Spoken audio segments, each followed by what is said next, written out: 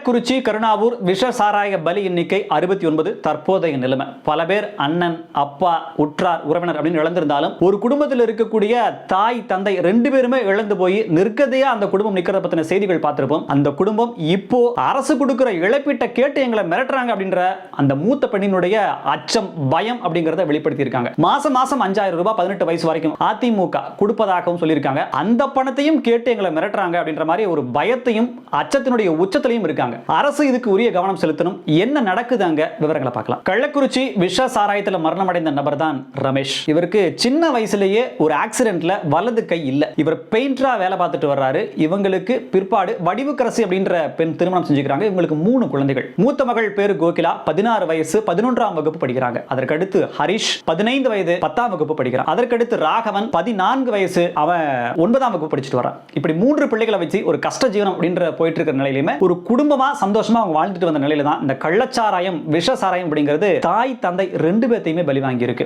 வழக்கமா பெயிண்டிங் வேலை செய்யறதுனால ரமேஷ் குடிப்பழக்கம் கொண்டவரா இருக்காரு.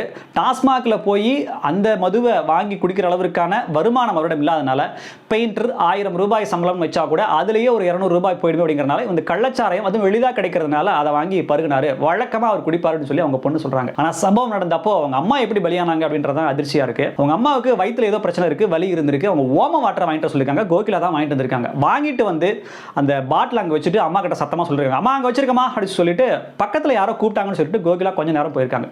இந்த அம்மாவுக்கு வயிற்று வலி இருக்கிறதுனால இவர் என்ன பண்ணிருக்காரு அப்படின்னா, ரமேஷ் ஏற்கனவே தான் வாங்கி குடிச்ச கள்ள சாராயத்தில் மீதம் இருக்கிறத தான் காலியா இருந்த ஒரு பாட்டில் ஊற்றி மூடி வச்சிருக்காரு. ஓம வாட்டரும் கள்ளச்சாராயமும் ஒரே நிறத்தில் இருக்கிறதுனால கோகிலா அவங்க வச்சதை வடிவுக்கரசி எங்க வச்சாங்க அப்படின்றத பார்க்கல. ஸோ வடிவுக்கரசி என்னன்னே தெரியாம அதை எடுத்து குடிச்சதா சொல்லப்படுது. பல பேருக்கு இந்த இடத்துல சந்தேகம் வரும், ஓம வாட்டருக்கும் கள்ளச்சாராயத்துக்கும் மனம் அது வித்தியாசமா இருக்குமே, குடிக்கும்போது கூட தெரியல அப்படின்ற மாதிரி தெரியுது. இந்த நேரத்தில் இந்த மாதிரியான கேள்விகள் நம்ம தவிர்ப்பது ஒரு மனிதாபிமான முறைப்படியா இருக்கு அப்படின்றத நான் அந்த கேள்வி, அந்த சந்தேகம் அப்படியே கடந்து போறேன். குடிச்ச வடிவுக்கரசி பாதிக்கப்படுறாங்க. அதற்கு முன்பே ரமேஷ் கால் மரத்து போச்சு, வயிறு வலிக்குது, கண்ணெல்லாம் ஒரு மாதிரியா இருக்குன்னு சொன்னதுனால அவங்க கள்ளக்குறிச்சி அரசு மருத்துவமனைக்கு கொண்டு போறாங்க. இவங்களுக்கும் இதே மாதிரியான சிம்டம்ஸ் வரதுனால இவங்களுக்கு என்னென்ன பண்றதுன்னு தெரியல. இவங்களையும் கொண்டு போய் அட்மிட் பண்றாங்க. 2 பேருமே மருத்துவமனையில் இறந்துடுறாங்க.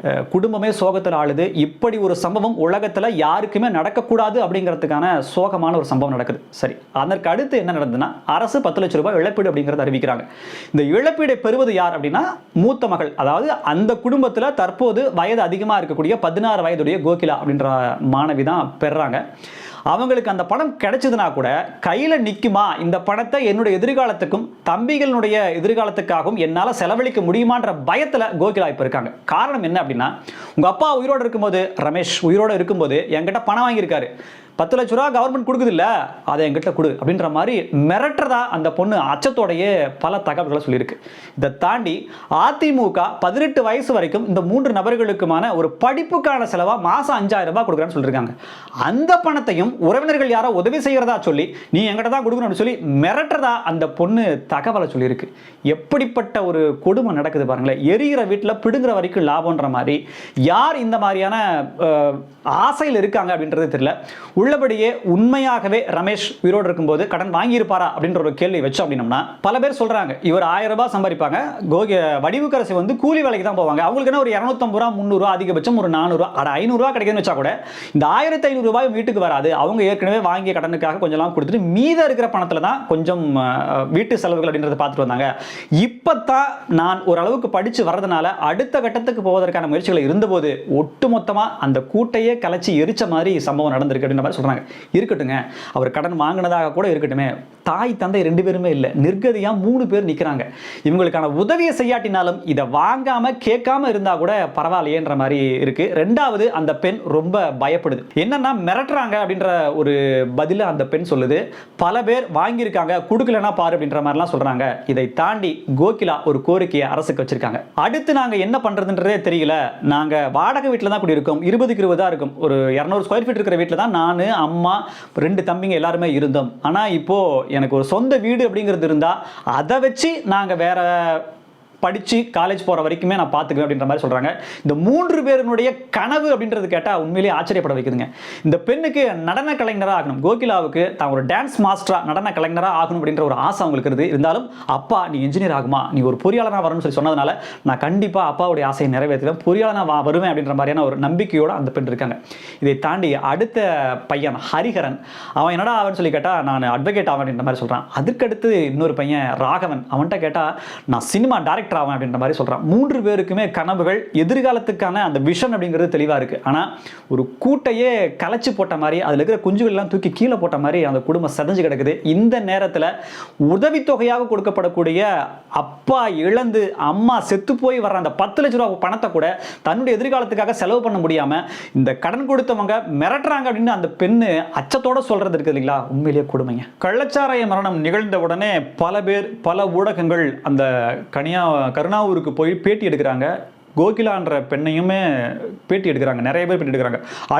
அடுத்தடுத்து அப்பாயின்மெண்ட்டில் அந்த சோக சூழ்நிலையில் கூட, ஈமக்கிரியைகள் செய்யக்கூடிய அந்த சூழ்நிலையிலும் கூட அந்த பெண் கலங்காமல் எல்லோருக்கிட்டுமே நம்பிக்கையோட பேட்டி கொடுக்குறாங்க. அப்போ அவங்க எல்லா ஊடகங்கள்ட்டையும் வச்ச ஒரே ஒரு, அதாவது சிந்தனை தூண்டக்கூடிய கேள்வி என்ன அப்படின்னா, கள்ளச்சாராயம் குடித்தவங்களுக்கு தண்டனை கிடைச்சிருச்சு, ஏன்னா அவங்க இறந்துட்டாங்க. கள்ளச்சாராயம் காய்ச்சினவங்க, கள்ளச்சாராயத்தை விற்றவங்க, இவங்களுக்கெல்லாம் என்ன தண்டனை கிடைக்க போகுது? 23 தடவை அவர் ஜெயிலுக்கு போயிருக்காரு. யார்? கண்ணுக்குட்டி தான்.